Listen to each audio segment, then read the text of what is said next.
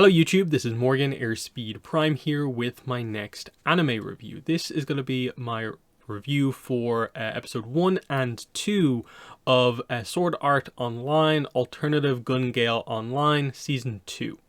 So yeah, it's back. It's 6 years I think it is since the last season. I checked that, yeah, I did videos for Season 1 and it was in like 2018.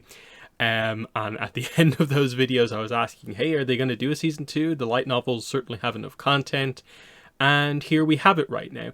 In the middle of a little bit of a kind of odd patch for SAO, especially when it comes to like the light novels and stuff like that. Like the release of the main series has kind of slowed down, even though I think we all want it to be a lot quicker when it comes to like progressive and the main series. But, you know, and so something like this, like the main secondary thing in the franchise, it's got more than enough volumes to do a couple of seasons. Why not do this before you can get around to doing Unital Ring seasons or more movies and stuff like that. So yeah, this was kind of exciting to see them get the second season for it, because it's sort of SAO trimmed down to just the kind of core thing, which is just, hey, do you want to see some action of players playing one of these games that are actually really cool? Because the main series often focuses on the kind of like world-ending events, the real kind of thematic view of technology within the kind of, you know, VR space, AI, and addressing those kind of deeper topics. Whereas sometimes you do just want to see like Kirito and the group just do a mission in game together. And so something like this, where the format of AGGO is just squad jam, a little bit of a break to set up the next squad jam, then next squad jam, and you just kind of rinse and repeat. It's a very simple format, but it works overall. Season 1 was good, but had an interesting dynamic to me, where it felt like when they tried to do more with the characters and make it into a little bit more of a, you know, what happens in the game affects outside, it maybe doesn't work as well, because some of the characters here are some real oddballs compared to maybe what we're used to. But it definitely succeeds when it's in the middle of the action and can focus on just, you know, effectively to a certain degree, simplifying it down almost, Fortnite, like told in a way through stories, like these battle royales in this game with kind of stories to it, where you know some of the kind of team rivalries going in, and that's where this, I think, show is definitely at its best. And so Squad Jam 3, the idea of it here getting into season 2 is basically that, oh hey, finally we get to kind of pair up all the main characters into a team. So we have Len, Fuka, Pito, and M together as a team, instead of only 2 of them together, or you know 2 on 2 basically in the last one. And that's super exciting. And then they go with the gimmick that, because basically the teams that placed second and third in Squad Jam 2 are pairing up, the kind of gimmick in a way to this one is that a lot of the other teams are planning to team up to take them out because they're the favorites.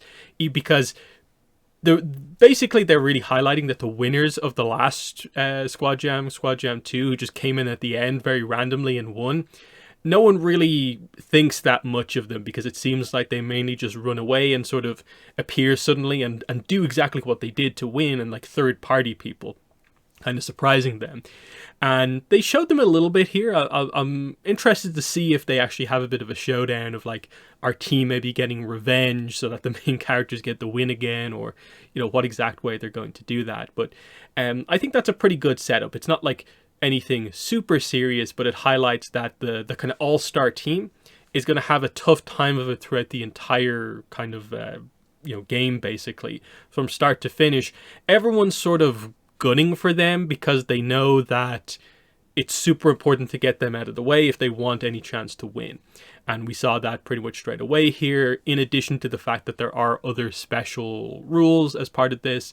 One of the big ones that we saw straight away is that when they spawn in, they do the usual thing where the main teams, so the main character teams, are on the outskirts of the kind of map, separated from each other by a pretty large distance. But then also they kind of do sort of Fortnite Storm Circle here with the kind of floor is lava, almost kind of modifier here of the water level coming up. So you have to kind of move for high ground, or to a certain degree you have to move inland and keep track of how high up or not you actually are. Which I think is a pretty cool thing as well. It means that sort of M, who's the big tactician of the group who wants to wait things out a lot, he has to be a little bit quicker with his plans. They have to get into the action, and that makes a lot of sense. There's a reason that mechanic is in most of these kind of battle royale type games, and it works here.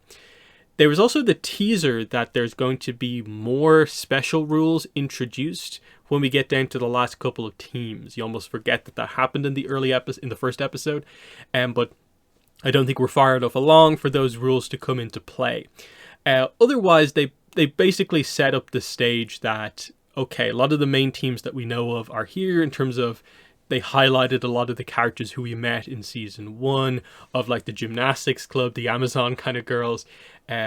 We're building towards the idea of like, we want to have a really clean, fair battle between Len's team and that team to see who comes out on top. So when they come into play, it's going to be interesting. But then there was also kind of what Team Memento Mori kind of teaming up with them to a certain degree. Then there was the sniper girl who played a role in some of the episodes in season 1.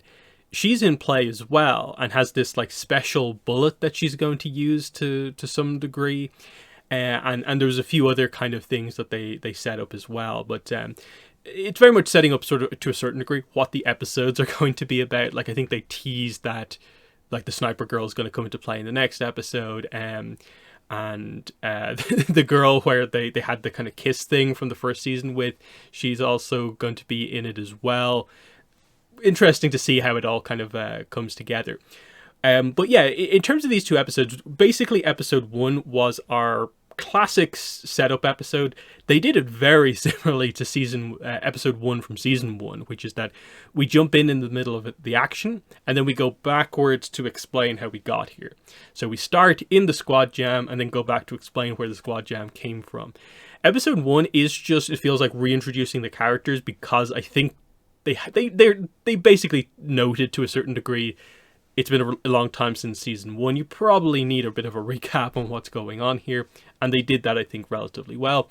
It did mean that episode 1, just on its own, felt a little bit teasy, where like we saw the action at the start and you wait for episode 2. And that's part of why I waited to do these two episodes together. This is probably how I'm going to do the reviews for this season, is that I'll do them in chunks of 2. Just because this show, I don't think maybe like needs to, as like the side thing I do on the channel, needs like an episode every single week. Maybe depending on specific episodes, if I feel one is particularly notable, I'll do it like separately. But the plan initially is going to be probably like 2 of these per video to cover the season, and we'll see how that goes. So yeah, episode 2 is where most of the stuff actually happens here. So the main sort of character dynamics we have kind of coming in here is that, like I said, it's Pito Hui and Len on like the team together for the first proper time in one of these squad jams, and Len is the team leader, of course, and so she has to deal with the fact that she's got a bit of an oddball team, and to a certain degree, you know, she's the newer player, but she's the most like diligent player, because they highlight that because of IRL celebrity stuff, Pito Hui and M have been super busy, because Pito Hui is the superstar Elsa, of course, and that Fuka has been kind of going back and forth between different games. Like, she's playing ALO a lot, and so Len comes in as the most kind of veteran player who's been playing the most recently, and the others are a little rusty, but they're super good at the game, so it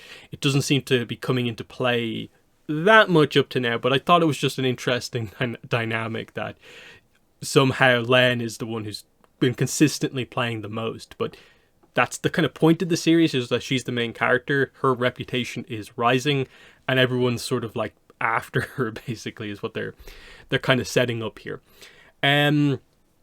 Otherwise, you just get the classic thing of like Pito Hui's sort of like crazy antics are now part of the team, and that's an interesting dynamic, because Fuka is also sort of like that as well, but in more of a kind of silly way, whereas with Pito Hui, it's like actually like, are you okay? And so those two have a bit of an interesting dynamic. And then M is his usual kind of calm self until when he breaks, he's going to go full on crazy himself. And so, yeah, Len is the most composed member of the team. We'll see how exactly it all goes, but it's a nice setup so far. So yeah, we just, in terms of the action in this squad jam, what we get here is the reveal that the water is coming in, so we can't spend an eternity setting up tactics and slowly making our way in. We have to move immediately. They figure out that the main key landmark nearby is the kind of train yard kind of situation. It's not the best tactical situation, but they kind of have to go through it to make their way towards the middle and sort of the area where they will ultimately best avoid the water in the future. But they sort of know it's where the action is going to take place. So when they get there, the first scan comes in and it's revealed that I think initially there's 3 teams there waiting for them. And of course, those 3 teams know that Len's team is right there. So they put up the flares there and they all realize, okay, they're going to team up against us. So this is where we go back to the start of episode 1 and set up the idea. This is why Len was running and just being shot at, unable to really do anything, is that she's playing the rabbit once again to sort of basically give information to the rest of the group. Everyone's focused on Len. The rest of the team can kind of slowly come in, set up, and we can set up the counterattack here. And that's the kind of gimmick of episode 2, is how does the team make it out of this 3, and then I think it becomes like 5 team ambush against them. And how they do it is that we have a whole giant sequence of Len showing off her agility. She doesn't really fight back at all because she's so focused on just staying on the run. Eventually, she gets word over the radio that, hey, we're going to put up a signal, come to it. The big setup, I think, with our characters is that Fuka has these kind of crazy special kind of grenade bomb things, and they showcase one of them here by, it's like a plasma grenade type thing. She fires it up into the air, M shoots it, and this signifies where Len needs to go. And it's just this kind of random train cart. It's basically just a box, effectively. That's where the rest of the team is. She hops inside, but it's like, wait, why is this the plan? The thing can't move. Why are we here?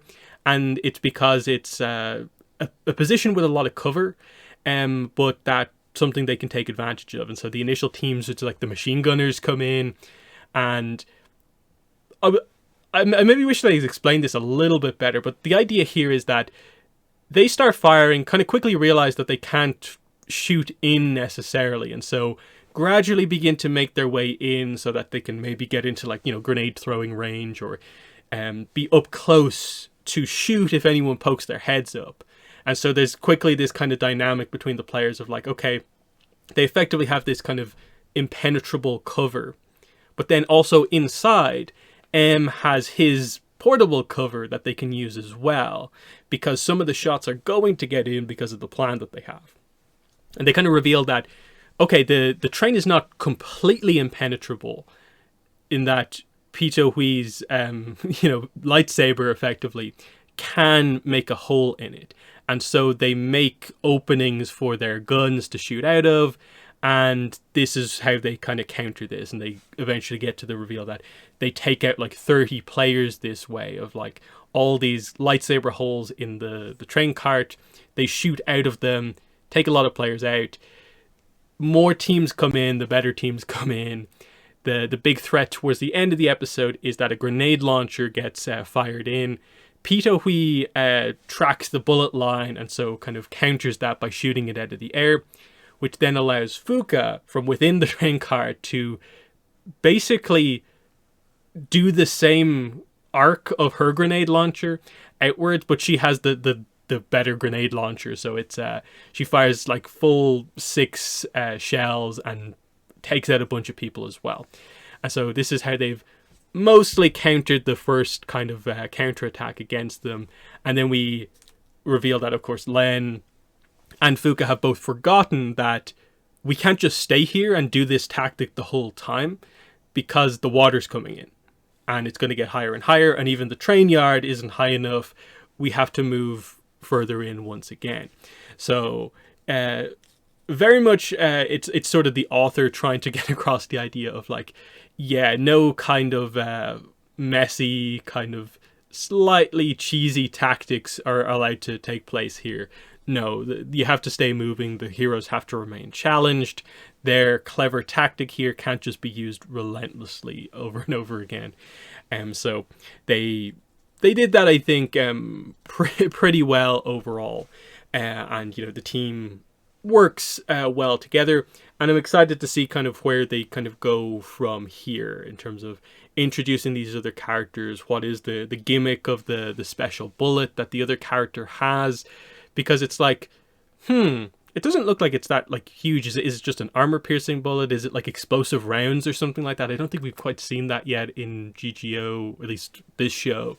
Or is it something different again? Because like, again, she has the whole kind of thing where like they were talking about, you don't really like to like attack other players, but she maybe has changed from what happened previously.